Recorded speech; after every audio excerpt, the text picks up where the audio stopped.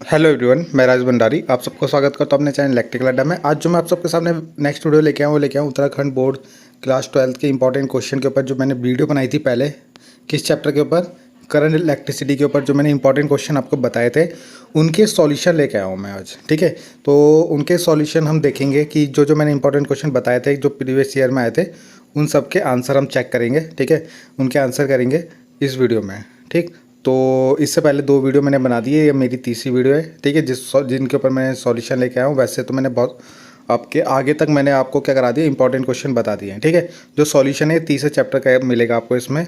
तो ये mainly UK board के जो स्टूडेंट है, हिंदी और इंग्लिश मीडियम दोनों के लिए ही ये वीडियोज़ होगी। ठीक है, और बहुत इंपॉर्टेंट वीडियोज़ है। इससे आपका इस चैप्टर से आपका न्यूमेरिकल आते हैं ज़्यादा। क्या आते हैं? न्यूमेरिकल। ठीक है, तो इस चैप्टर को अच्छे से पढ़ लेना अगर न्यूमेरिकल अटैम्प्ट करना है एग्जाम में तो। ठीक है, और ज़्यादा टफ न्यूमेरिकल नहीं आते, सिंपल ही न्यूमेरिकल आते हैं। ठीक है, तो इससे पहले मैंने किरचॉफ लॉ के ऊपर एक वीडियो बनाई थी इस वीडियो से पहले। ठीक, तो मैं आप लोगों को सजेशन दूंगा कि पहले आप उस वीडियो को ज़रूर देखना। अगर आपने वो वीडियो देख ली और अच्छे से समझ लिया तो आपके ये वीडियो जो होगी वो आसानी से समझ में आ जाएगी। इसलिए मैंने किरचॉफ के ऊपर अलग से वीडियो बनाई थी, क्योंकि किरचॉफ लॉ के न्यूमेरिकल आपके यहाँ पे किरचॉफ लॉ से रिलेटेड न्यूमेरिकल आएंगे तो उसका आपको बेसिक पता होना चाहिए कि लूप कैसे लगाते हैं। ठीक है, तो वो सब मैंने उस वीडियो में बताया, तो आप वहाँ पे जाके देख सकते हो। ये आपका सिलेबस है। ठीक है, तो इनके ऊपर जो न्यूमेरिकल क्वेश्चन मैंने बताए थे, ठीक है, वो आज हम करेंगे। तो देखते हैं, स्टार्ट करते हैं। तो पहला क्वेश्चन जो है यहाँ पे वो ये है कि एसआई यूनिट किसकी, मोबिलिटी यानी गतिशीलता की एसआई यूनिट क्या होगी? तो metre square volt inverse second inverse. ठीक है, तो ये इसकी आपकी क्या होगी, यूनिट होगी। ठीक, नेक्स्ट क्वेश्चन देखते हैं कि आपका क्या है, प्लेटिनियम की एक वायर है। किसकी? प्लेटिनियम की। सपोज ये वायर है। ठीक है, और इसका 0 डिग्री सेल्सियस यानी जब टेम्परेचर आपका कितना है 0 डिग्री सेल्सियस, तो उस समय ये इसका रेजिस्टेंस कितना है, 5 ओम है। कितना है? 5 ओम है। और जब इसका रेजिस्टेंस जब 100 डिग्री सेल्सियस पर इसका रेजिस्टेंस 5.23 है। ठीक है, तो 0 डिग्री सेल्सियस पे और 100 डिग्री सेल्सियस पे आपको इसका रेजिस्टेंस दे रखा है। ठीक, अब आपने क्या करा, ये जो आपके पास ये था वायर, इसको आपने किसी किसी गर्म जगह के अंदर रखा है इसको। ठीक है, सपोज ये आपका हॉट कोई बात है। ठीक है, उसके अंदर आपने इस तार को रखा है ऐसे। तो आपको क्या करना है, उसके बाद जो ये जो वायर है ना, इसका जो रेजिस्टेंस बन गया वो बन गया 5.795। ठीक है, जैसे आपने इस वायर को इसके अंदर रखा तो आपको ये जो बात है ना, इसके अंदर का टेम्परेचर बताना है। जो मैंने बॉक्स बनाया ना, इसके अंदर का टेम्परेचर बताना है कि इसके अंदर कितना टेम्परेचर होगा, यानी तापमान रहा होगा। ठीक है, वो आपको निकालना है। तो 0 डिग्री सेल्सियस पे दे रखा है, 100 पे दे रखा है, और जैसे आपने इस बॉक्स के अंदर रखा तो इसका रेजिस्टेंस इतना हो गया। तो आपको बताना है कि ये जो बॉक्स था, ठीक है, इसके अंदर कितना टेम्परेचर है। तो देखते हैं इसका सॉल्यूशन। तो यहाँ पे आपको वैल्यू दिख जाएगी, 100 पे कितना रेजिस्टेंस था और 0 डिग्री सेल्सियस पे कितना रेजिस्टेंस था। और जब उसका टेम्परेचर जब मैंने बॉक्स के अंदर रखा ना, तो बॉक्स के अंदर मैंने उसका टेम्परेचर T ले लिया, तो उस समय उसका जो रेजिस्टेंस था ये था। ठीक है, तो आपको ये T की वैल्यू निकालनी है। तो देखते हैं, ये फॉर्मूला होता है आपके पास।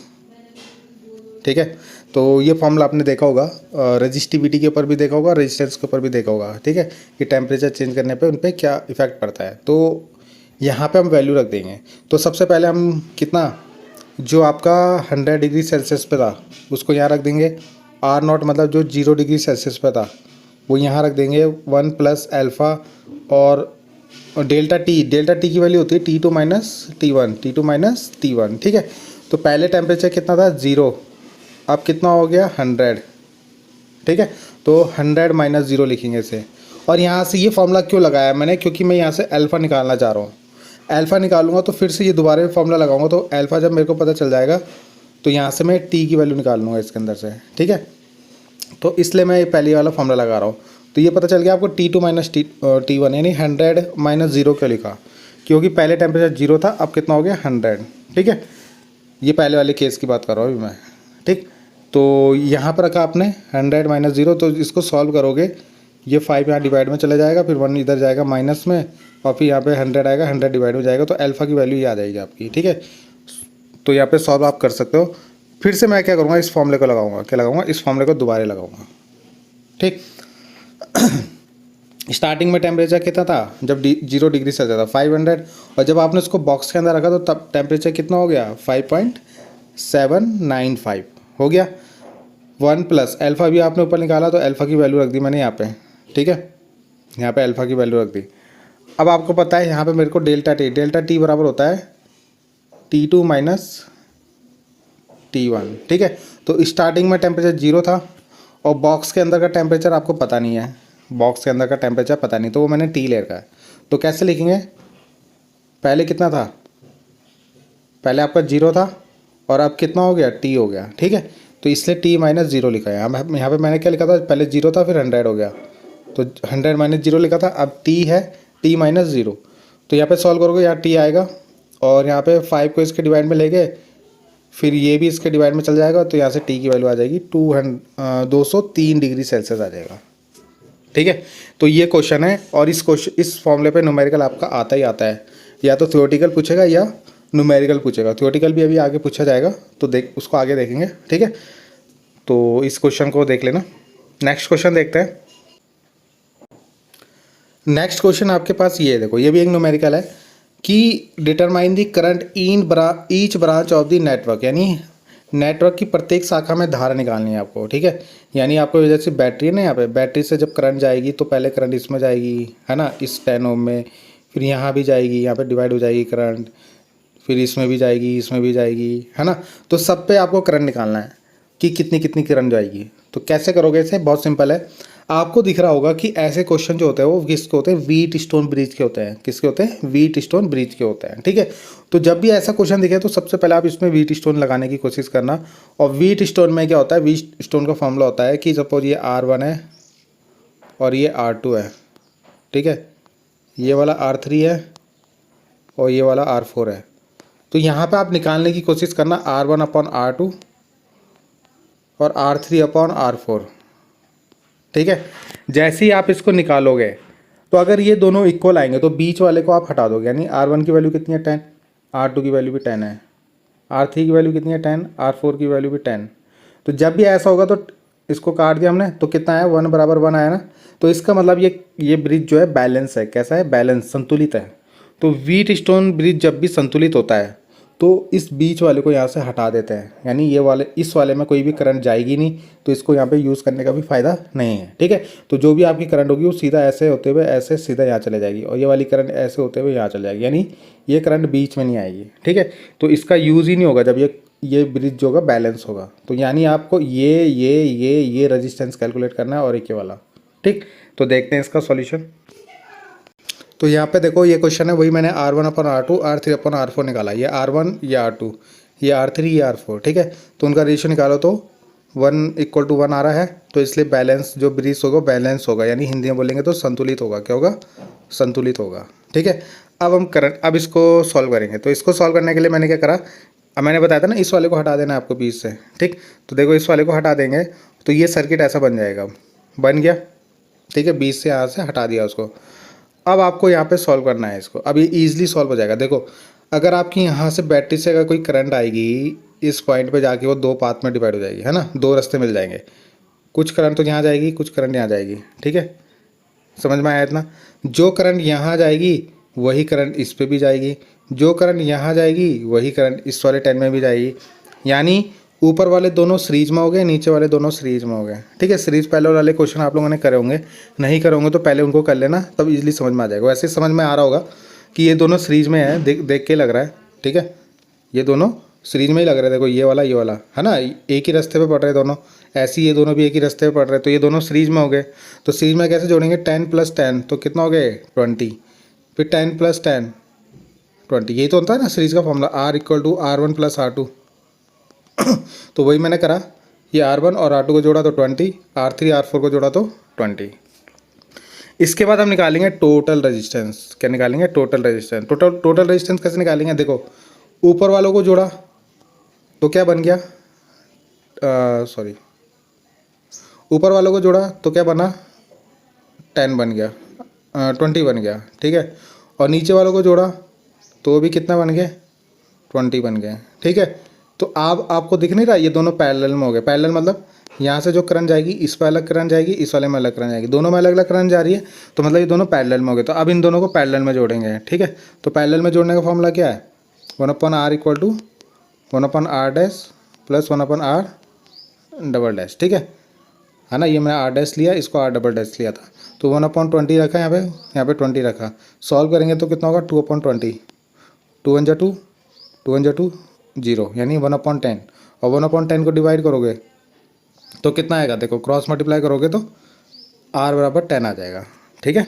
ये आपको समझ में आ रहा है ना, ये 1/r की वैल्यू है 1/10, तो यहाँ से 10 कितना आएगा, r बन जा r और 10 बन जा 10, ठीक है।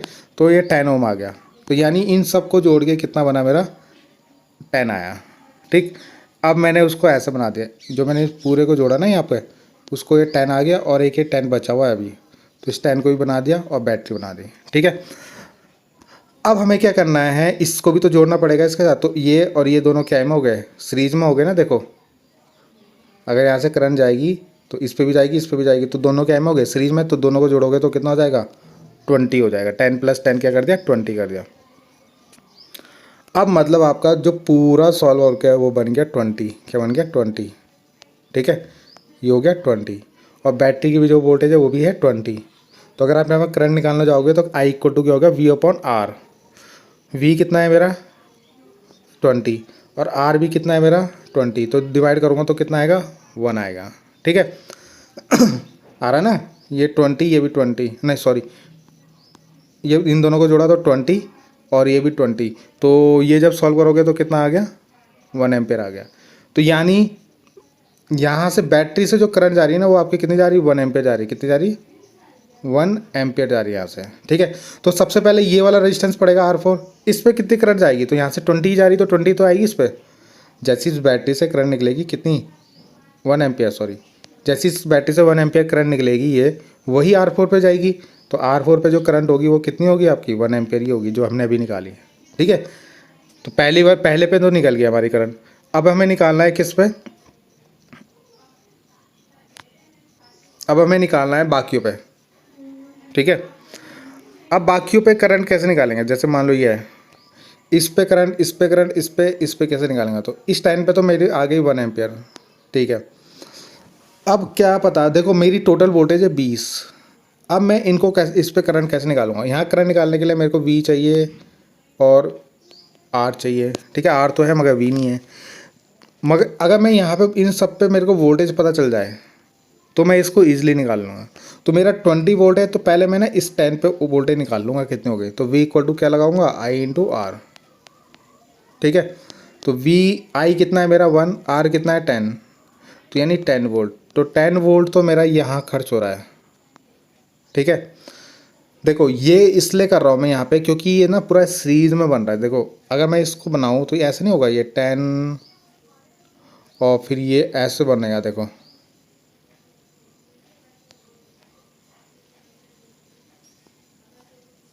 ऐसा है ना ये। तो सीरीज में आपको पता है, अगर मैं यहाँ से 20 दे रहा हूँ ना तो कुछ वोल्टेज यहाँ डिवाइड हो जाती है, कुछ वोल्टेज यहाँ डिवाइड होती है, ठीक है। तो वैसे ही जैसे 20 मैंने यहाँ से दिया तो यहाँ 10 हो गया, तो जब बाकी बचा 20 में से 10 को माइनस करो, दो टोटल 20 था उसमें से 10 माइनस कर दो तो कितना बचा 10। वो जो 10 होगी वो पूरे में चले जाएगी आपकी, इस पूरे में क्या आएगी 10 वोल्ट आएगी आपकी, जो बाकी बची हुई, ठीक है। अब 10 में भी क्या है आपका, जैसे ये दोनों देखो पैरेलल में ये और ये है ना, तो यहाँ 10 होगी तो इस पूरे में भी 10 होगी और इस पूरे में भी 10 होगी, है ना। ये भी 10 और ये भी 10, क्योंकि आपको पता है पैरेलल में वोल्टेज क्या होती है, सेम। तो मतलब इन दोनों में भी 10 वोल्ट होगी और इन दोनों में भी 10 वोल्ट होगी, ठीक है। अब देखो ये क्वेश्चन बहुत क्या समझने वाला है। तो देखो वोल्टेज मिल गई मेरे को, करंट कैसे निकालूंगा मैं, I इक्वल टू होता है V/R, V/R, ठीक है। V मेरे को पता चल गया 10 है, R कितना होगा, देखो अगर मैं इस पूरे ब्रांच की बात करूँ तो वोल्ट रेजिस्टेंस कितना होगा इन दोनों का, 10 + 10 कितना निकाला था हमने 20, तो डिवाइड करोगे तो कितना आएगा 1/2, 1/2 बनता है 0.5, ठीक है। तो यानी इस वाली वायर में कितना करंट जाएगा 0.5, ठीक है। आगे समझ में, ऐसी नीचे वालों में भी कितना जाएगा, नीचे वालों में भी वोल्टेज कितना था आपका 10 था, I equal to V upon R. V कितना है 10 और आर कितना है यहाँ पे, इन दोनों को भी जोड़ा हमने 20 आया था। 0 से 0 काटा तो 0.5, यानी इसका भी 0.5 पे आएगा। तो यानी ऊपर भी 0.5 नीचे भी 0.5 और यहाँ से आपकी 1 आ रही, तो वही तो डिवाइड हो रही है ना, 1 आ रही है। तो दोनों में कितना डिवाइड हो गया, 0.5 और 0.5 एम्पेयर करंट। यहाँ से 1 एम्पेयर आई थी ना, तो 1 एम्पेयर यहाँ पे जाके डिवाइड हो गए दोनों में, क्योंकि दोनों जगह सेम रेजिस्टेंस है। तो 0.5 ऊपर जाएगी, 0.5 नीचे जाएगी। ठीक है। अब बहुत से बच्चे बोलेंगे कि आपने यहाँ पे टोटल रजिस्टर इन दोनों को क्यों लिया, क्योंकि ये दोनों सीरीज में थे। तो जब दोनों सीरीज में थे तो जो करंट यहाँ पे जाएगी वही करंट यहाँ पे जाएगी, जो करंट यहाँ जाएगी वो करंट यहाँ आ जाएगी, इसलिए दोनों में एक साथ निकाल दिया करंट। पूरे इसकी करंट निकाल ली मैंने 0.5। ठीक है। और वैसे इन दोनों की निकाल दी 0.5। अगर आप सिंगल सिंगल निकालने जाते कि इस पर कितनी करंट है, तो फिर यहाँ पे आपको वोल्टेज चाहिए होती। हमें जो वोल्टेज मिली है पूरे की मिली है, दोनों की। ठीक है। इस पूरे की वोल्टेज हमें कितनी मिली थी, 10 मिली थी, जो हमने माइनस करके निकाली। अब ये डिवाइड होगी तो यहाँ आधी हो जाएगी, पर मगर हमें आधा पता नहीं है ना, तो इसलिए हमने पूरे की निकाल दी। यहाँ पे पूरे की क्या निकाल ली, करंट निकाल ली, तो दोनों सेम जाएगी दोनों में। ठीक है। तो इस क्वेश्चन को एक बार देखना। ठीक है। यहाँ पे मैंने कराया जो R1 और R2 पे जो करंट जाएगी उसको कैसे निकाला, V अपॉन R डैश। तो V कितना था हमारा 10 और R डैश हमारा 20, तो डिवाइड करा 0.5। ऐसे R3 R4 में निकाला 10 अपॉन 20, तो कितना आ गया 0.5। ठीक है। तो ये इसका आंसर हो गया। तो कहीं पे भी दिक्कत होगी तो कमेंट जरूर करना। ठीक। अगला क्वेश्चन ये है कि एक सर्किट दे रखा है आपको बना के, P और R के बीच में ना एक आपका एमीटर लगा हुआ है। ठीक है। ये तो यहाँ पे कितनी करंट होगी वो आपको निकालनी है। ठीक है। यहाँ पे इस 20 ओम में कितनी करंट होगी, ये जो एमीटर है ना यहाँ पे इसका रेजिस्टेंस 20 ओम है, तो यहाँ पे कितनी करंट होगी इस वायर में यहाँ पे, वो आपको निकालना है। ठीक है। तो ये क्वेश्चन भी आपका किरचॉफ से हो जाएगा, किससे हो जाएगा, किरचॉफ लॉ से हो जाएगा। ठीक। किरचॉफ लॉ मैंने पिछली वीडियो में बताया था, आप वहाँ पर जाके ज़रूर देखना, तब आपको ये क्वेश्चन जो होगा जल्दी समझ में आएगा। ठीक है। तो देखते हैं इसका सॉल्यूशन। तो यहाँ पे जो अभी मैंने आपको क्वेश्चन दिखाया था वो कुछ इस तरीके से क्वेश्चन था आपके पास। ठीक है। ऐसा क्वेश्चन था। अब जो है उसको मैंने ऐसे बना लिया, बना सकता हूँ ऐसे बना लिया इसको। ठीक है। तो चाहे वैसे बनाओ चाहे ऐसे बनाओ, दोनों तरीके से कर सकते हो आप, ऐसे भी कर सकते हो। बस मैंने इसको थोड़ा ऐसा बना लिया ताकि आपको जल्दी से समझ में आए। ठीक है।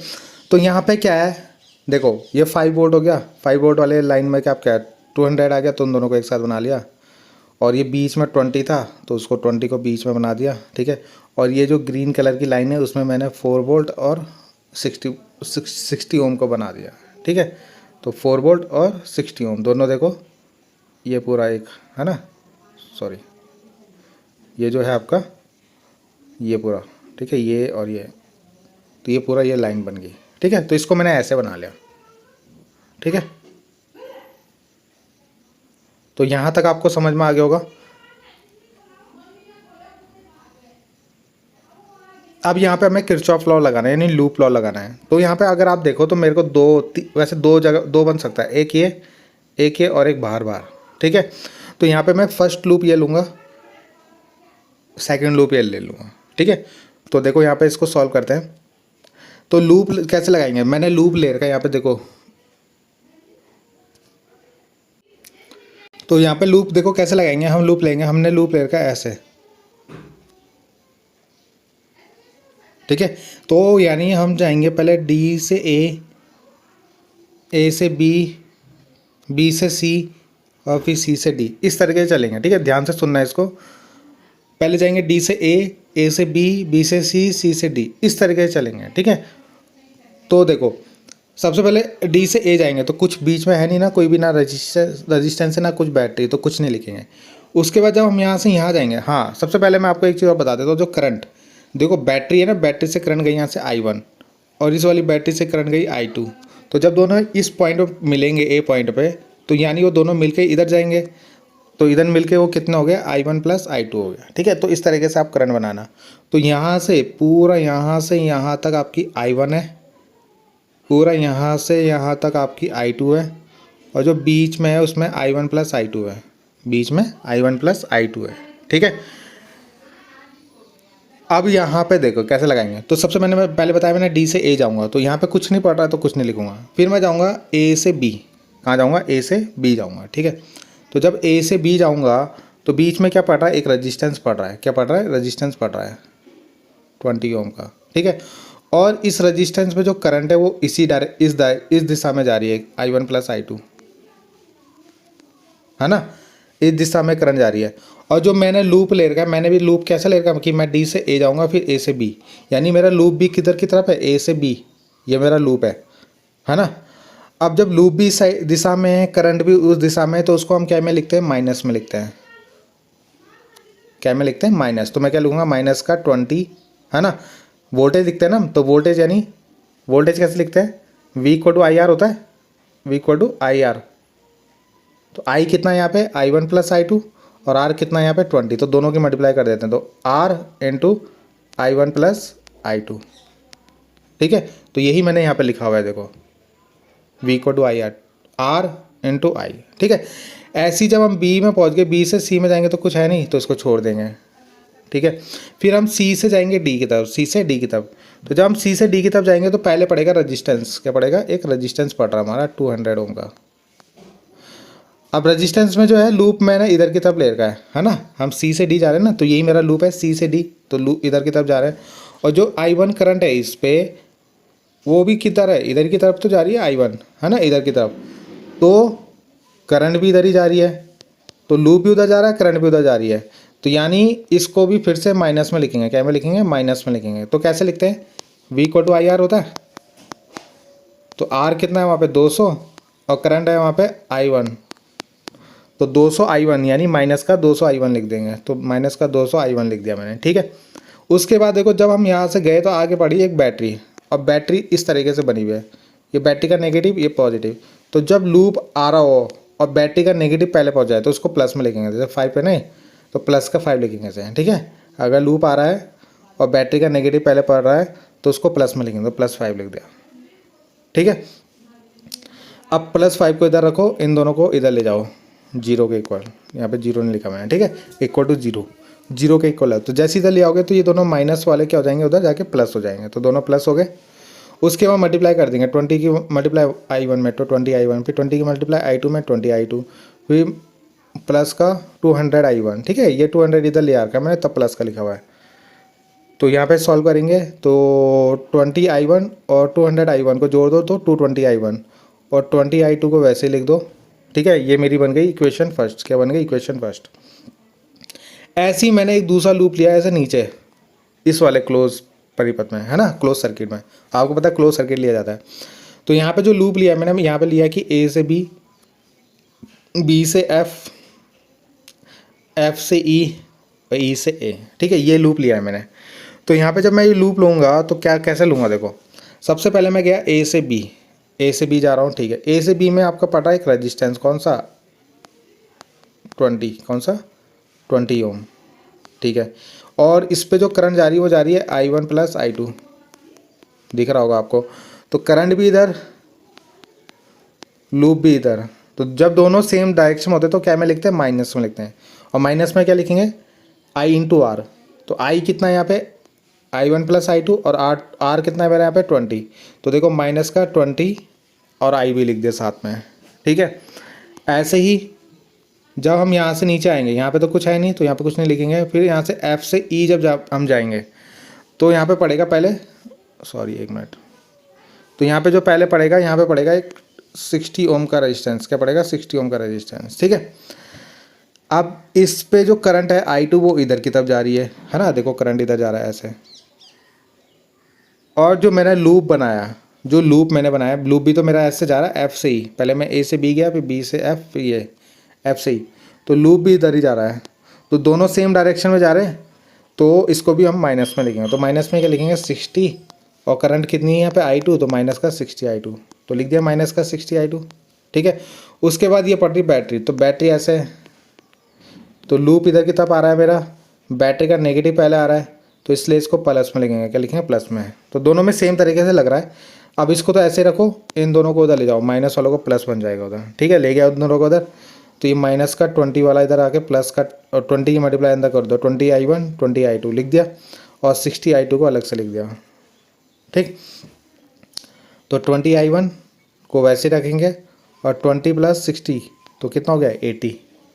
ठीक है, अब यहाँ से मैंने क्या करा 4 कॉमन ले लिया दोनों से, तो 4 कॉमन मतलब पूरे को 4 से डिवाइड कर दिया, इसको भी 4 से डिवाइड कर दिया तो 1 आ जाएगा कट के। 20 को 4 से डिवाइड करोगे तो 5 आ गया, 80 को 4 से डिवाइड करोगे तो 20 आ गया, तो 4 कॉमन ले लिया, तो ये मेरी सेकंड इक्वेशन बन गई। अब ये दोनों इक्वेशन सॉल्व करना आपको आना चाहिए, एलिमिनेशन से सॉल्व कर लो इसे। ठीक है, तो ये दोनों इक्वेशन लिखी मैंने, पहली और दूसरी, ये दोनों सेम थे, इन दोनों को काट दिया, पहले माइनस लगाया इनके नीचे, है ना, तो काट दिया। 220 में से 5 माइनस करोगे तो 215, और 5 में से 1 गया तो 4। I1 निकालना है तो 4 के डिवाइड में जाएगा कौन 215। ठीक है, तो I1 निकाल दिया मैंने। ऐसी मैं I1 की वैल्यू रख देता हूँ फर्स्ट इक्वेशन, सेकंड इक्वेशन यहाँ रख दिया मैंने I1 की जगह, कितना जो ये निकला मेरा 4/15 रखा है यहाँ पे। इसको काटा तो यहाँ पे मेरा बना है ये 4/403, है ना। 403 को उधर ले गया 1 के माइनस में, तो यहाँ पे जब मैं इसको सॉल्व करूँगा तो 0.199 आएगा। ठीक है, ठीक, और फिर ये 20 I2 और I20 को इसके डिवाइड में ले गया तो ये आया मेरा 0.049। ठीक, अब हमें जो निकालना था, फिर मैंने इन दोनों करंट को जोड़ दिया I1 और I2, क्योंकि मेरे को I1 + I2 निकालना था। बीच में जो एमीटर बताया था ना उसमें I1 + I2 जाएगा, तो दोनों को जोड़ दिया मैंने, तो दोनों को जोड़ा तो इतना आएगा। ठीक है, बाकी इसकी कैलकुलेशन आप कर लेना, थोड़ा बहुत आंसर में क्या बताएं इधर उधर हो जाए पॉइंट में, तो आप इसको चेक कर लेना कैलकुलेशन करके खुद से। ठीक है, तो यहाँ देखो इस वाले में करंट निकालनी थी, नहीं यही था आपका एमीटर लगा हुआ, तो I1 + I2 जाएगी, तो इसलिए जो मैंने I1 और I2 निकाली ना उन दोनों को ऐड करा लास्ट में। ठीक है, तो ये क्वेश्चन भी आपका हो गया। अगला भी क्वेश्चन आपका न्यूमेरिकल है, देखो 4 नंबर में एक न्यूमेरिकल आया है। ठीक है, यहाँ से आपकी 2.4 एम्पियर करंट आ रही है, यानी कोई वायर है उससे 2.4 एम्पियर करंट आ रही है, उसके बाद वो डिवाइड हो जाएगी, है ना, I1 और I2 में डिवाइड हो गई। ठीक है, उसके बाद यहाँ पे देखो एक 4 ओम है, एक 10 ओम है और एक 4 ओम है, तो आप ये बताओ ये जो I1 करंट है इसमें भी जाएगी, इसमें भी जाएगी और इसमें भी, तो यानी तीनों क्या में हो गए सीरीज में हो गए आपके, और इसमें केवल कौन सी करंट जा रही है I2, तो यानी पहले ये तीनों सीरीज में देखो और ये उसके पैरेलल में है। ठीक है, यहाँ से ये समझ में आ रहा है, तो आपको निकालना है क्या करंट फ्लोइंग डिफरेंट है, यानी आपको I1 और I2 ये निकालना है। ठीक है, तो देखते हैं इसको। तो ये मैंने ये डायग्राम वहाँ पे आपने देख लिया था, तो सबसे पहले मैं क्या करता हूँ, मेरे को सब में करंट निकालना है, यानी I1 I2 निकालना है ना, तो क्या करता हूँ देखो पहले ये तीनों सीरीज में, तो इन तीनों को सीरीज में जोड़ दिया मैंने, है ना, कितना हो गया 18 हो गया, यहाँ तक कोई दिक्कत नहीं है, और ये आपका 9 है। इन फिर ये जो 18 आया इनको जोड़ के, और ये जो 9 है ये दोनों आपस में पैरेलल में हो जाएंगे, तो पैरेलल में जोड़ोगे इन्हें, पैरेलल का फॉर्मूला यही होता है ना समांतर क्रम का, तो 1/r = 1/r1 1/r + 1/r', तो 1/r की वैल्यू कितनी है 9 है, तो 1/9 प्लस 1/r' की वैल्यू कितनी है 18, ऐसे लिखेंगे। फिर इन दोनों का एलसीएम लेने के लिए इसमें 2 की मल्टीप्लाई कर दी, है ना, तो नीचे तो 18 आ गया, ऊपर आ गया 2 1 जा 2 + 1, तो ये कितना हो गया 3/18, यानी 3/18, तो 3 1 जा 3 3 6 18, यानी 1/6, और ये तो 1/r = 1/6 आ रहा है, तो r बराबर कितना आ जाएगा, क्रॉस मल्टीप्लाई कर दोगे तो 6 आ जाएगा। ठीक है, यहाँ तक तो कोई दिक्कत नहीं होगी। आपने टोटल रजिस्टेंस निकाल लिया इस पूरे को। ठीक है, इन पूरे को जोड़ के इतना ओम होगा। अब आपकी करंट जो आ रही है वो 2.4 आ रही है। ठीक है, अब हमें I1 निकालना है, I2 निकालना है, तो कैसे निकाल सकते बताओ। तो पहले मैं क्या करूँ, यहाँ पे टोटल वोल्टेज निकाल लेता हूँ। क्या निकाल लेता हूँ, टोटल वोल्टेज। देखो ये ऐसे है ना, ये पूरा 6 ओम बन गया, और इस पे जो करंट आ रही है वो 2.4 आ रही है, तो यहाँ पे वोल्टेज कितनी होगी, तो वोल्टेज निकाल लेंगे। V = क्या होता है, IR होता है, तो I कितना है 2.4 और R कितना है 6, तो कितना हो जाएगा ये, इन दोनों की मल्टीप्लाई करोगे तो 14.4, यानी जो टोटल वोल्टेज होगा यहाँ पे वो होगा 14.4। ठीक है, अब आपको पता है ये पैरेलल में है, तो जो 14.4 यहाँ पे होगा वही 14.4 यहाँ पे भी होगा, तीनों के में, है ना, तीनों पे होगा 14.4, और नीचे 9 में भी 14.4, क्योंकि पैरेलल में सेम होता है। ठीक, तो यहाँ पे आपको वोल्टेज मिल गया 14.4, रेजिस्टेंस आपके पास कितना है 9, तो करंट निकल जाएगा I = V/R, तो दोनों को डिवाइड कर दो, आंसर आ जाएगा। यहाँ पे I2 आपका इजीली आ जाएगा। अब करते हैं I1। ठीक है, I1 कैसे निकालोगे, तो I1 आपको कैसे निकालना है, यहाँ पे इन तीनों में वोल्टेज आपको पता चल गया 14.4 है ना। और टोटल तीनों को जोड़ के कितना बना था मेरा 18, कितना बना था 18, तो 18 से इसको डिवाइड कर देंगे तो I1 भी मिल जाएगा आपको, क्योंकि I1 में मैंने एक रेजिस्टेंस को नहीं लिया क्योंकि यहाँ पे 3 है और तीनों को जोड़ के लिखना पड़ेगा आपको, ठीक है। तो यहाँ पे 14.4/18 और यहाँ पे आपका 14.4/9, तो इन दोनों को डिवाइड करोगे I1 और I2, ये I1 निकलेगा और ये I2 निकल जाएगा आपका, ठीक है। तो यही मैंने यहाँ पे करा है। देखो पहले टोटल वोल्टेज निकाला, टोटल वोल्टेज दोनों के लिए सेम होगा क्योंकि पैरेलल में है दोनों, क्या में पैरेलल, और पैरेलल में वोल्टेज सेम होता है 14.4/18 और 14.49, तो इन दोनों को डिवाइड करोगे तो I1 I2 आ जाएगा, ठीक है। तो सिंपल सा क्वेश्चन था, बस थोड़ा सा आपको दिमाग लगाना था इसमें, ठीक है। इंपॉर्टेंट क्वेश्चन है, किरचॉफ का तो एक न्यूमेरिकल आपके एग्जाम में आना ही आना है, तो इसलिए इसकी अच्छे से प्रैक्टिस कर लेना, ठीक है। नेक्स्ट क्वेश्चन देखते हैं। अगला क्वेश्चन है कि आपको रजिस्टिविटी बताना है कि रजिस्टिविटी क्या होता है, ठीक है। किसी भी कंडक्टर की रजिस्टिविटी क्या होती है और उसकी यूनिट क्या होती है, ठीक है। और आपको वहाँ पे फिर एक प्रूव करना है फॉर्मूला क्या, R इक्वल टू ये लाना है आपको ml, R equal to ml/A/τ/NE², ठीक है। तो ये बहुत इंपॉर्टेंट डेरिवेशन है, ये ओम्स लॉ जो है ना, आपको ओम्स लॉ प्रूव करने के लिए उसके ऊपर है ये, ठीक है। तो ये आपको करना है, ठीक है, ओम्स लॉ जो है उसके ऊपर है ये, तो ये डेरिवेशन है आपकी, ठीक है। तो रजिस्टिविटी क्या होता है यानी प्रतिरोधकता क्या होती है, ठीक है, और उसकी एसआई यूनिट क्या होती है। तो किससे शो करते थे इसको, रो इक्वल टू देखो R इक्वल टू होता था ρL/A, तो यहाँ से रो निकालोगे तो रो बराबर कितना होगा RA/L, ठीक है। तो यहाँ से जो इसकी यूनिट बनेगी वो बनेगी ओम, है ना, R क्या हो गया ओम में हो गया,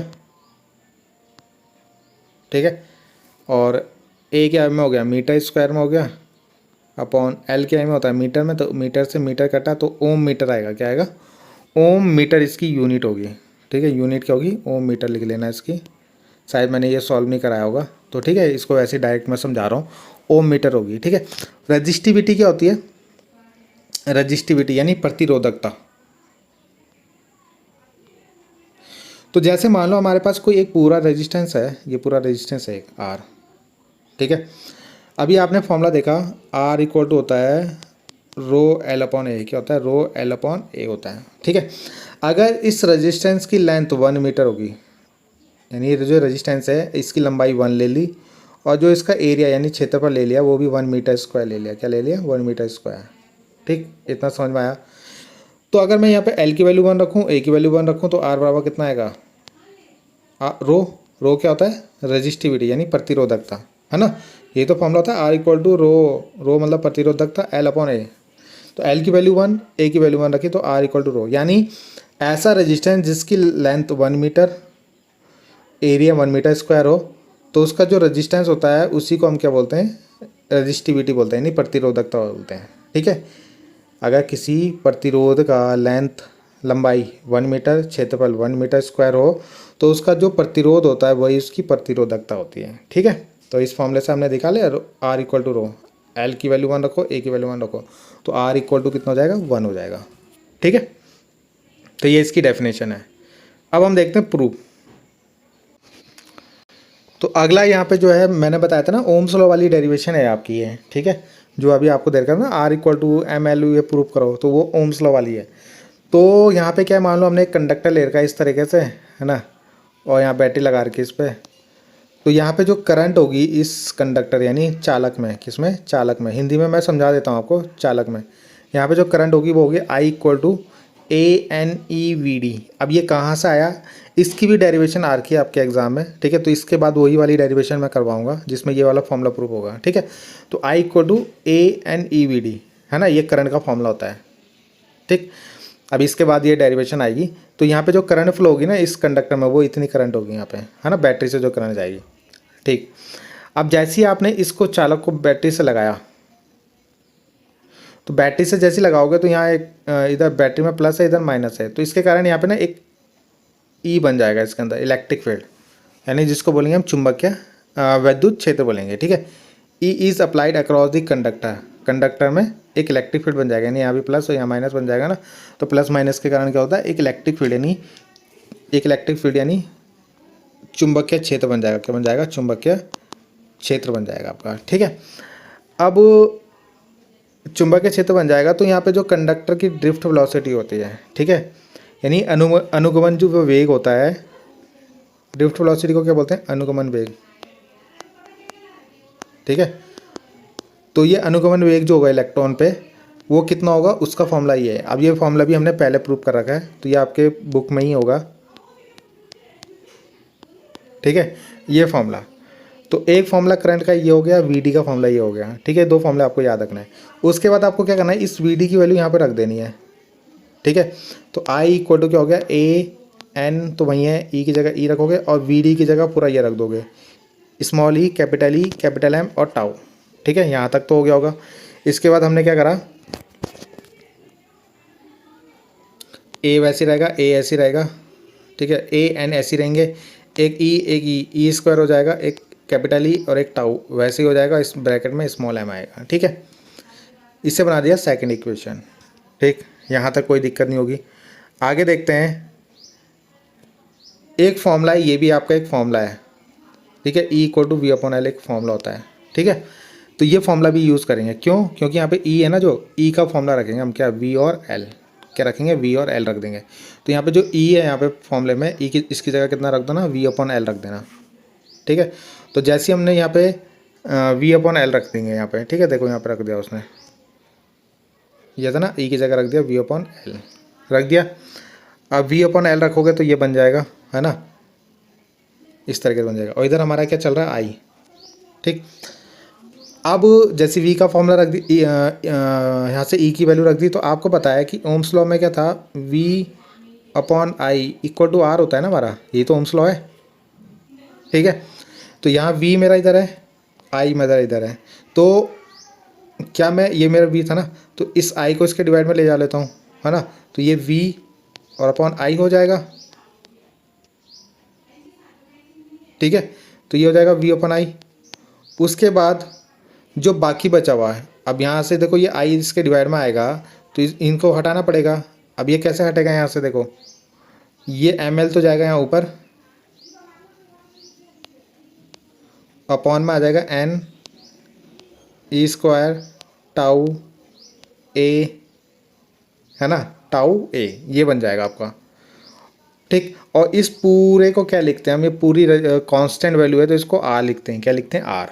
तो यहाँ से हमारा क्या आ गया, आर इक्वल टू आ गया M L N E square tau A आ गया हमारा। ठीक है, क्योंकि ये पूरा, इस पूरे को क्या लिखेंगे हम, इस पूरे को आर लिख देंगे। ठीक है, तो आर की वैल्यू यहाँ से क्या आ गई हमारी, आर की वैल्यू आ गई है।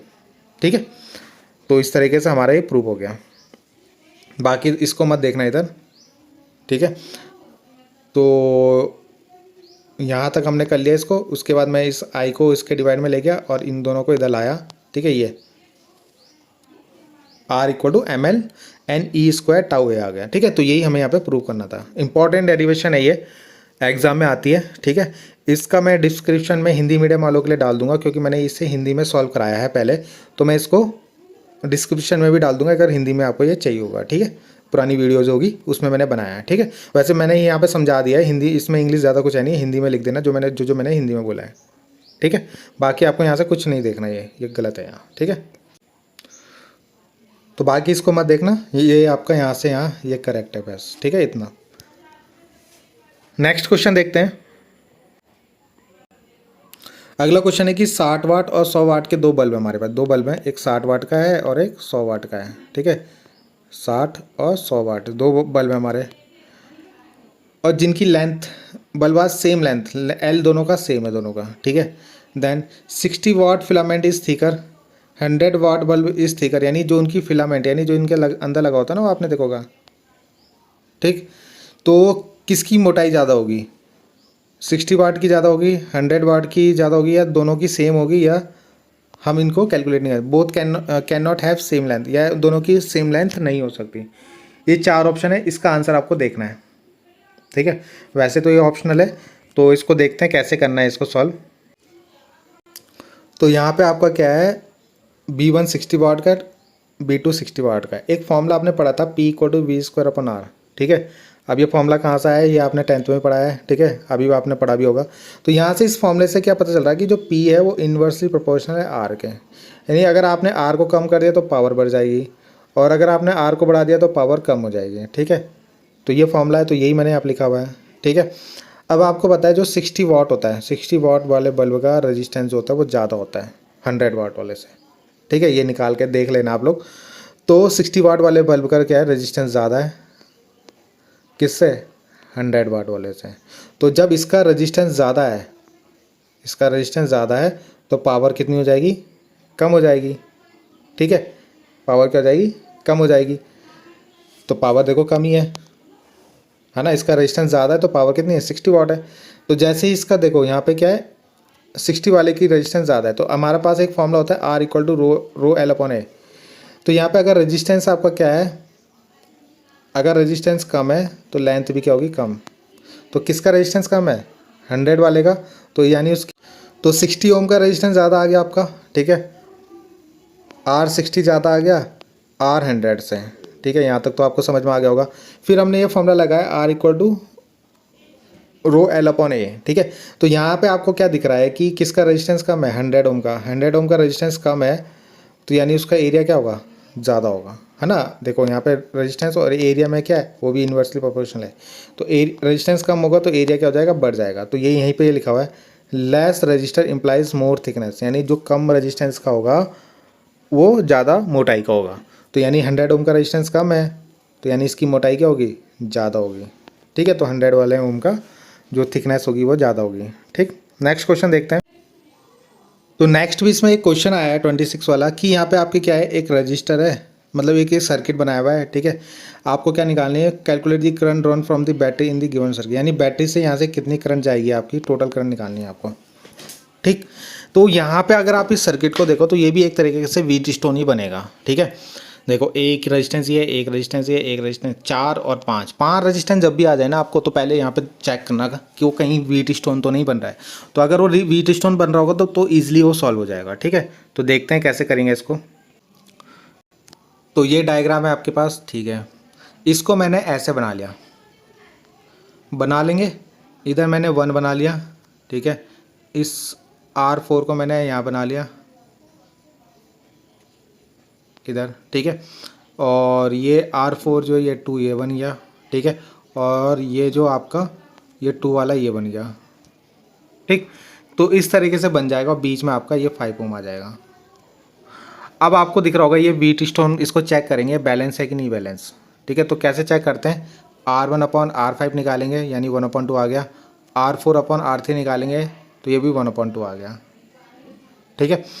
तो इस तरीके से ये बैलेंस हो गया आपका, संतुलित, क्या हो गया, संतुलित हो गया, यानी ये व्हीट स्टोन है तो इसका मतलब ये हटा देंगे बीच से।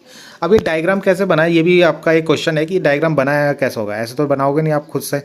तो इसमें देखना, ये देखो पहले मैंने बनाया ये R1, तो मैंने ये R1 बनाया, यहाँ पे देखो इस तरीके से R1 बनाया। उसके बाद आपको दिख रहा होगा कि इस R1 के साथ देखो एक R2 कनेक्टेड है ना, तो एक R2 बना दिया मैंने इधर, ठीक है। उसके बाद इस R1 से ही आपका एक R5 भी जा रहा था, तो मैंने एक R5 भी बना दिया ऐसे, है ना, उसी पॉइंट से जोड़ा, देखो बना दिया। उसके बाद अगर आप देखो तो इस R1 से एक और जा रहा था आपका, कौन सा, R4, तो इस R1 से एक और दे दिया R4, ठीक है, यहाँ तक तो समझ में आ गया होगा। उसके बाद अगर आप ये पॉइंट देखो जो R4 है वो किससे कनेक्ट है, एक तो यहाँ R2 से कनेक्ट हो रहा है, एक इधर R3 से कनेक्ट हो रहा है। तो इधर मैंने एक R2 से कनेक्ट कर दिया और एक इधर R3 से कनेक्ट कर दिया, इसको कर दिया, ठीक है। और उसके बाद आपको दिख रहा है कि जो R5 है और R3 कनेक्टेड है, तो R5 और R3 यहाँ पे कनेक्ट हो गया, ठीक। तो इस तरीके से बनाना है आपको ये डायग्राम, ठीक है। तो ये कर दिया मैंने। अब आपको ये बैलेंस यानी संतुलित हो गया, संतुलित होता है तो मैंने आपको बताया था ये हट जाएगा बीच से, ठीक। और जैसे ही ये हट जाएगा बीच से तो R1 प्लस R5 इनको जोड़ा तो 3 आया, और R4 और R3 इनको जोड़ा तो 6 आ गया, ठीक है। तो यहाँ पे ये दोनों जोड़ दिए, ये दोनों जोड़ दिए, ठीक है। तो 3 और 6 ओम आपका रेजिस्टेंस आ गया, ठीक है। अब जैसे ही हमने इनको जोड़ा उसके वोल्टेज ये पैरेलल में हो गया, ठीक है। तो जैसे ही हम इसको जोड़ देंगे ना, इसको हटा देंगे तो ये दोनों सीरीज में हो गए, है ना, 3 और 1 4 हो गया, और 2 4 6 हो गया। ठीक है, यहाँ तक आपका समझ में आ गया होगा। अब आपको पता है कि फिर ये क्या हो जाएगा, इस तरह का बन जाएगा ना, एक ऊपर बन जाएगा, एक नीचे बन जाएगा। ठीक है, 4 वोल्ट। ठीक, अब जब आपने इन दोनों को जोड़ा तो 2 1 3 हो गया, ये पूरा 3 है, और नीचे जोड़ा तो ये 6 है। ठीक, अब आपको दिख रहा है कि ये दोनों पैरेलल में भी है, तो पहले इनको पैरेलल में जोड़ेंगे। ठीक है, 6 और 3 को क्या जोड़ेंगे, पैरेलल में। तो 6 और 3 को मैंने जोड़ा पैरेलल में, पैरेलल का फॉर्मूला यही होता है। ठीक है, तो पैरेलल में जोड़ोगे तो कितना हो जाएगा, इधर इधर क्रॉस मल्टीप्लाई करोगे तो ये 3/6 हो जाएगा, 3/6 को काटोगे तो 1/2 हो जाएगा। तो यहाँ से r बराबर 1/r बराबर कितना हो जाएगा, 1/2। तो r बराबर कितना आएगा, यहाँ से 2 आएगा। ठीक है, तो r बराबर कितना आ गया, यहाँ पे 2 आ गया। अब आपको टोटल करंट निकालनी है। टोटल करंट क्या होता है, total voltage upon total resistance. तो टोटल वोल्टेज आपकी 4 है, टोटल रेजिस्टेंस आपका 2 है, तो ये कितना आ गया, 2 एम्पेयर आ गया। ठीक है, तो यानी टोटल कितना करंट जाएगा, वहाँ से 2 एम्पेयर करंट जाएगा सर्किट में। इस तरीके से आपको ये सॉल्व करना है। ठीक है, अगला क्वेश्चन है कि न्यूट्रॉन की खोज किसने करी थी। ठीक है, न्यूट्रॉन की खोज, डिस्कवरी किसने करी थी। तो आपको इस तरीके से याद रख सकते हो, ईंट पर नाच, यानी इलेक्ट्रॉन की करी थी थॉमसन ने। ठीक है, और प्रोटॉन की करी थी रदरफोर्ड ने, और न्यूट्रॉन की करी थी चैडविक ने। तो इसका ऑप्शन क्या हो जाएगा, चैडविक हो जाएगा आपका। ठीक है, तो ये आपका हो गया। नेक्स्ट क्वेश्चन है आपका कि रिलेशन बिटवीन ड्रिफ्ट वेलोसिटी और करंट, यानी वीडी और आई में आपको रिलेशन निकालना है। ये बहुत इंपॉर्टेंट क्वेश्चन है, ये आता ही आता है एग्जाम में। ठीक है, तो ये वाला क्वेश्चन आपको करना ही करना है। ठीक है, ये हाफ फेल हो, फाइनल में आपको दिखेगा ये क्वेश्चन। तो देखते हैं इसको कैसे करना है। तो आई यानी ड्रिफ्ट वेलोसिटी यानी वीडी और आई में रिलेशन निकालना है। जो अभी हमने पीछे अभी मैंने एक फॉर्मूला लिखाया था ना आपको, NAVD वाला, तो मैंने बताया था ये डेरिवेशन अभी करेंगे, तो वही डेरिवेशन है आपकी। ठीक है, तो यहाँ पे हमने एक कंडक्टर लिया है ना, कोई चालक लिया है ना, इस तरीके से, और उसको एक बैटरी से लगा दिया यहाँ पे। तो जैसे हम इसको बैटरी से लगाएंगे तो यहाँ पे जैसी बैटरी से यहाँ प्लस माइनस होगा तो ये भी प्लस माइनस बनेगा, और यहाँ पे एक इलेक्ट्रिक फील्ड बन जाएगा आपका, विद्युत क्षेत्र, जिसकी दिशा ये होगी। अब इसके अंदर जो इलेक्ट्रॉन होंगे ना, यहाँ पे इलेक्ट्रॉन, उन पे एक फोर्स लगेगा इधर की तरफ, जिसके कारण वो क्या करेंगे, ड्रिफ्ट वेलोसिटी यानी अनुगमन वेग होगा उनका, यानी यहाँ से इधर की तरफ चलने लग जाएंगे, मतलब वो कहाँ से, इधर से इधर की तरफ चलेंगे वो। ठीक है, ड्रिफ्ट वेलोसिटी से। अब यहाँ पे क्या है, इसकी हमने टोटल लंबाई ले रखी है L। ठीक है, L इसकी लंबाई ले रखी। तो अगर मैं इसका वॉल्यूम निकालूँ, क्या निकालूँ, वॉल्यूम यानी आयतन निकालूँ, तो कैसे निकालेंगे।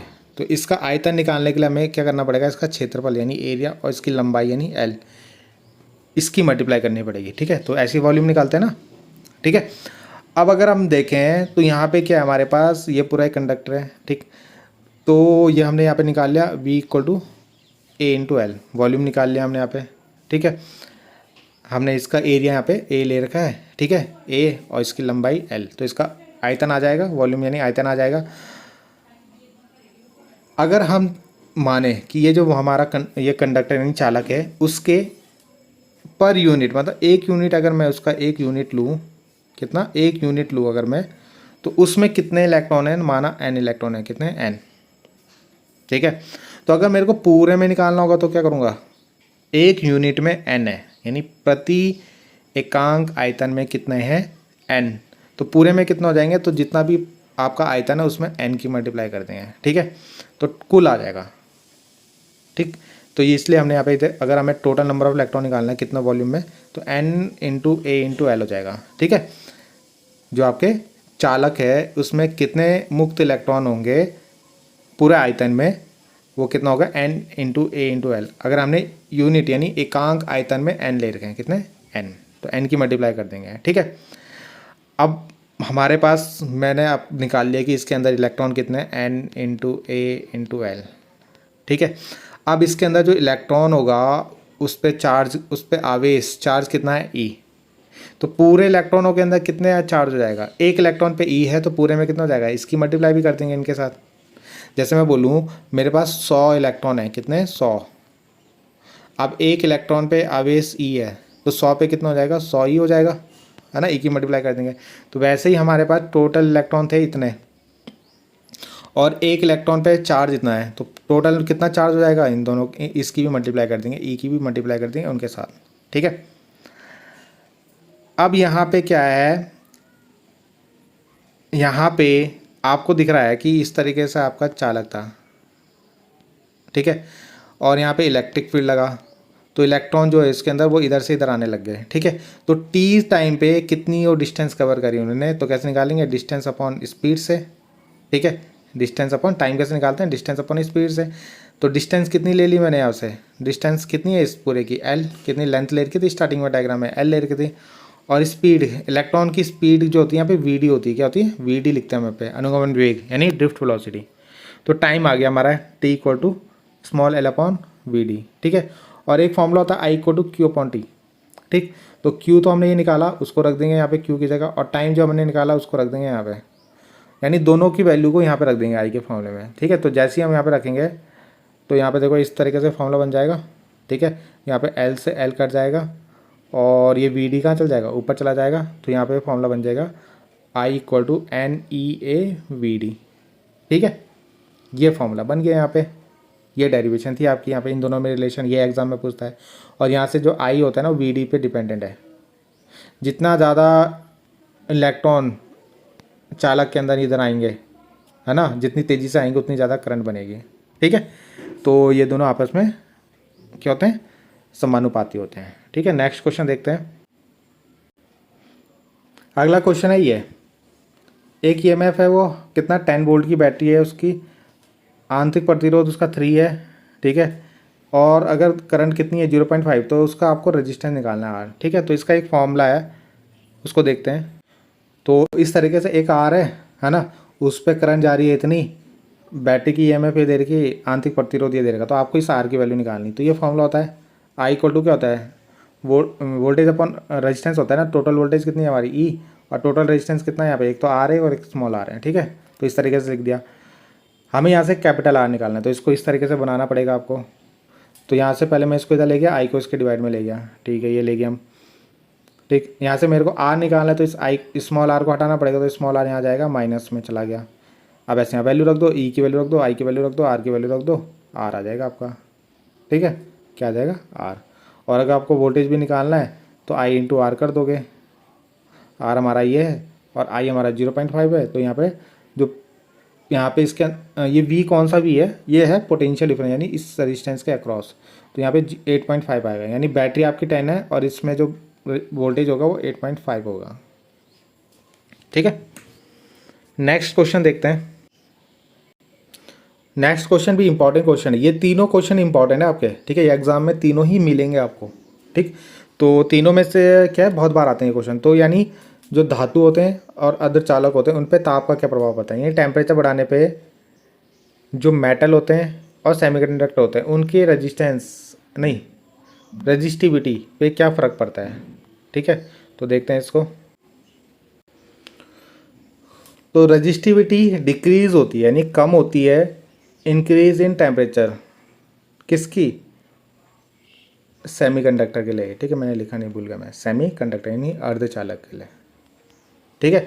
अर्धचालक की रजिस्टिविटी यानी प्रतिरोधकता जो होती है वो कम होती है, डिक्रीज मतलब कम होती है अगर आप इंक्रीज कर रहे हो, यानी टेम्परेचर को बढ़ा रहे हो, ठीक है। तो टेम्परेचर बढ़ाने पे अर्धचालक जो होते हैं यानी सेमीकंडक्टर होते हैं उनकी रजिस्टिविटी कम होती है, और जो कंडक्टर होते हैं उनकी बढ़ती है, ठीक है। ये किसके लिए, कंडक्टर के लिए है, प्रतिरोधकता ताप के बढ़ने पर बढ़ती है, ठीक है।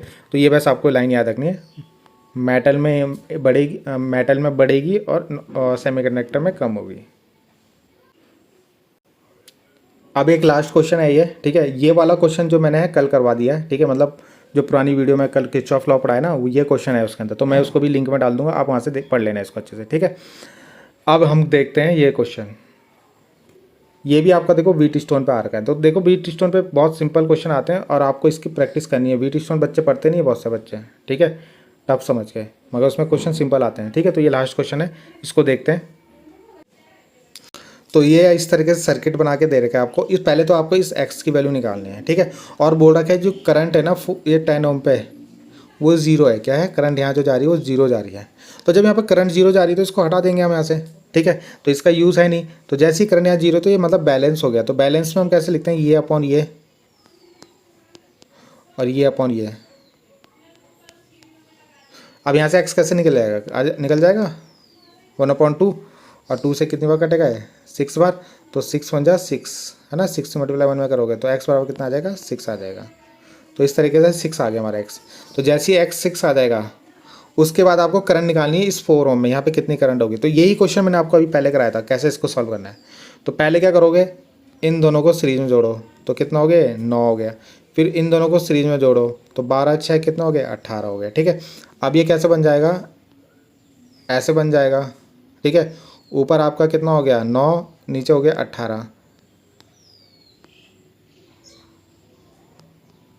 ठीक है, और ये बैटरी हो गई आपके 5 वोल्ट की। अब ये दोनों पैरेलल में दिख रहे हैं दोनों, तो इन दोनों को पैरेलल में भी सॉल्व कर लो। तो जब आप इन दोनों को पैरेलल में सॉल्व करोगे तो 9 और 18 को पैरेलल में सॉल्व करना है आपको। ठीक है, तो जैसे ही 9 और 18 को पैरेलल में सॉल्व करोगे तो 1/9 + 1/18 है ना, इसमें 2 की मल्टीप्लाई कर दो इस ऊपर नीचे, तो ये 2/18 हो जाएगा ये भी, है ना। सेम करने के लिए एलसीएम ले लें यहाँ पे, तो 3/18, 3/18 को डिवाइड करोगे तो 1/6, तो आर कितना आएगा यहाँ से 6 आ जाएगा। कितना आ जाएगा 6 आ जाएगा। तो आर हमारा 6 आ गया। अब आपको यहाँ पे क्या निकालना है, करंट निकालना है। तो करंट कैसे निकालेंगे, अब आपको पता I = होता है V/R। क्या होता है V/R। तो V कितना है हमारे पास, टोटल V हमारे पास 5, और R कितना है हमारे पास, देखो अभी मैंने इस पूरे को सॉल्व करा तो 6 आया। कितना आया था 6, है ना, पैरेलल में जोड़ के 6 आया। अब 6 के साथ ये 4 जो है ना वो सीरीज में है, देखो है ना, ऐसे ही तो बनेगा ये, इन सबको जोड़ के बना है 6, और इधर बन रहा है ये 4। तो अगर आप ये देखो तो 4 और 6 क्या है में सीरीज में, तो इस 6 के साथ जोड़ देंगे 4 को, तो इसको सॉल्व कर लो 5/10, तो 5/10 यानी 0. ये 5/10 यानी 0.5 आ जाएगा। और अगर आपको वोल्ट, ये तो आपको ज़रूरत नहीं है, करंट ही निकालना है आपको। ठीक है, तो यहाँ तक आपके सारे इंपॉर्टेंट न्यूमेरिकल हो गए हैं। इस चैप्टर में व्हीटस्टोन ब्रिज, किरचॉफ और सीरीज पैरेलल के न्यूमेरिकल ही ज़्यादा आते हैं, और एक I और VD में रिलेशन। ठीक है, ये निकालने के लिए एक ओम्स लॉ, और एक वो रेजिस्टेंस जो होता है टेम्परेचर के बाद बढ़ता है या घटता है, इसके ये इंपॉर्टेंट टॉपिक है, इन्हीं के ऊपर आपके ज़्यादातर क्वेश्चन आते हैं। ठीक है, तो इतने क्वेश्चन आप कर लेना, जो भी दिक्कत हो कमेंट जरूर करना, मैं उनके सॉल्यूशन करने की कोशिश करूँगा। ठीक है, और बता देना कि वीडियोस कैसी लग रही हैं। ठीक है, समझ में आ रहा है या नहीं आ रहा है, मैं अपनी तरफ से पूरी कोशिश कर रहा हूँ समझाने की। ठीक है, तो मिलते हैं नेक्स्ट वीडियो में। Thank you.